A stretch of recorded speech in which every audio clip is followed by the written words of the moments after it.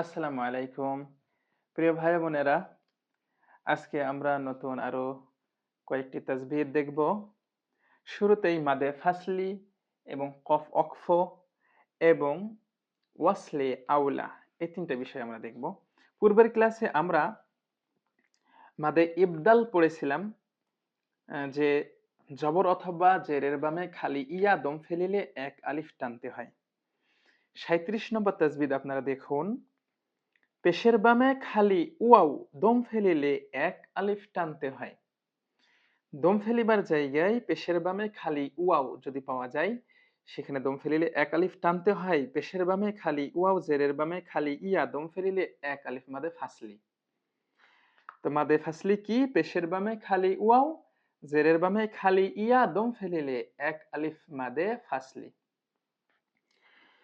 ৩৮ নম্বরে রয়েছে কফ অকফে কিলা আলাই দম ফেলানো ভালো।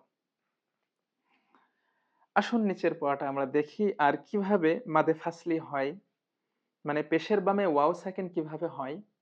পূর্বের মতনই, যেমন গত ক্লাসে আমরা জবরের বামে খালি ইয়া, জেরের বামে খালি ইয়া যেভাবে পড়ছিলাম ওইভাবেই পেশের বামে খালি ওয়াও হবে। আজকে দেখুন, মিম জের মি, মি লাগবে তার সাথে মিত্তা জবর তা, বা জের বি, মিত্তা বি, আইন পেশ রু।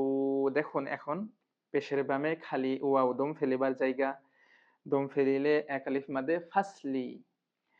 মিত্তাবিউ, এইভাবে করে যে পেশের বামে খালি ওয়াও, আপনারা সহজে মনে রাখুন যে দম ফেলিবার জায়গায় জের অথবা জবরের বামে খালি ইয়া আর পেশের বামে খালি ওয়াও যদি আসে, এক আলিফ মাদে টানা লাগে, এক আলিফ টানতে হয়। এটা হচ্ছে শর্টকাট, মানে বোঝার জন্য। এখন যদি কেউ বলে যে মাদে ইবদাল কাকে বলে, মাদে ইবদাল হচ্ছে জবরের বামে খালি ইয়া দম ফেলালে পরে এক আলিফ টানতে হয়, এটা হচ্ছে মাদে ইবদাল। আর পেশের বামে খালি ওয়াও আর জেরের বামে খালি ইয়া, দম ফেলিলে এক আলিফ টানতে হয়, এটা হচ্ছে মাদে ফাসলি, যেটা আমরা এখন পড়ছি। আর এভাবেই তুখসিরু, তুখসিরু, পেশের বামে খালি ওয়াও দম ফেলিলে এক আলিফ টানতে হয়। ওয়ামিলু, আবার পেশের বামে খালি ওয়াও দম ফেলিলে এক আলিফ টানতে হয়। ওয়াকিমু, ওয়াকিমু, সহজ বিষয় এগুলো, একটু বোঝার বিষয় এখানে ব্যাস। যে দম ফেলিবার জায়গায় জবর অথবা জেরের বামে খালি ইয়া আর পেশের পরে যদি খালি উয়া থাকে, এক আলিফ টানতে হয়। আর চিহ্ন তো আছেই, এক আছে যেখানে এক আলিফ টানতে হবে সেখানে। এগুলো ব্যাসে আমরা যখন পড়াই খুব সহজেই বুঝে যায় সবাই। এখন ৩৯ নম্বর তাজবিদটা আমরা দেখি, তাসদিদে দম ফেলিলে আরদি সাকিন হয়ে যায়। তাহলে দম ফেলিবার সময় তাসদিদ যদি পাওয়া যায়, সেখানে আরদি সাকিন হয়ে যায়। বিশেষ দ্রষ্টব্য, তাসদিদে দম ফেলিলে দুই অক্ষরের সময় এক অক্ষরেই লাগবে। কিভাবে লাগবে আমরা দেখছি। ৪০ নম্বরে আছে ওয়াসলে আউলা মিলিয়ে পড়া উত্তম। ওয়া, সদ এবং লাম, এটাও একটা দম ফেলিবার ওয়াকফা, দম ফেলিবার জায়গা। ওয়াসলে আউলা মিলিয়ে পড়া উত্তম, অনেক জায়গায় জায়গায় পাওয়া যায় এটা। ওই সব জায়গায় মিলিয়ে পড়তে হয়, যেটা সৌন্দর্য আসে সেভাবে পড়তে হয়। দম ফেলালে যদি সুন্দর হয় দম ফেলানো যায়, আর যদি সামনের অক্ষয় দম ফেলালে ভালো হয় তো সেইটা ওইভাবেই মিলিয়ে পড়তে হয়। তো দেখি আমরা যে তাসদিদে দম ফেলালে আরদি সাকিন কিভাবে হয় এটা দেখি আসুন।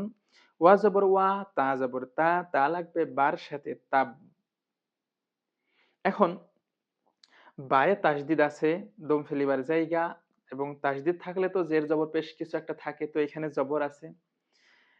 তো এখন এই দম ফেলিবার সময় বিশেষ দ্রষ্টব্য বলছে তাসদিদে দম ফেলালে দুই অক্ষরের সময় এক অক্ষরেই লাগবে।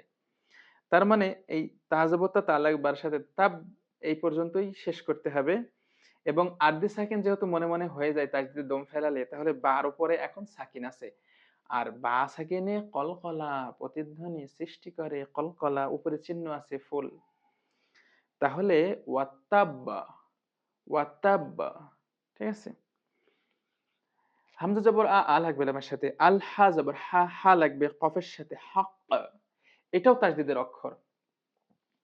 আল হক, কিন্তু এখন আপনি কবজ পেশ কু আর এখানে আর এইটা উচ্চারণে আর আসবে না। এখানে এতটুকুই শেষ। আল হক ব্যাস। ফিহিন, ফিহিন এখানে এই হিন বলে এখানে আবার এই যে তাসদিদের গুন্না যে নুনের উপর তাসদিদ গুন্না করা ওয়াজিব ওইটা আর হবে না। এখানে দম ফেলিবার জায়গা। ফায়াজের ফি একালিফ মাদে আসলি এখন ফিহিন, ফিহিন এতটুকু। আলাইহিন, আলাইহিন ঠিক আছে? এখানে গুন্না আর হবে না। তো এটাই ছিল তাসদিদে দম ফেলালে আরদে সাকিন হয়ে যায়। তাসদিদে দম ফেলিলে ২ অক্ষরের সময় ১ অক্ষরেই লাগবে। ওয়াসলে আওলা মিলিয়ে পড়া উত্তম।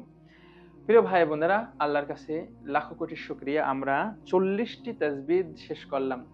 সামনের দিনে আমরা আরো কিছু তাজবিদ শেষ করেই কোরআনের তেলাওয়াত আস্তে, আস্তে আমরা শেখার চেষ্টা করব এবং আশা করছি আপনারা যারা মনোযোগ দিয়ে প্রতিটি তাজবিদ শেষ করবেন, কোরআন মাজিদ পড়তে আপনাদের জন্য আর কোনো বাধা থাকবে না। জাযাকুমুল্লাহু খায়ের। প্রিয় ভাই ও বোনেরা সকলে ভালো থাকবেন, সুস্থ থাকবেন। দেখা হবে পরবর্তী ক্লাসে। আসসালামু আলাইকুম।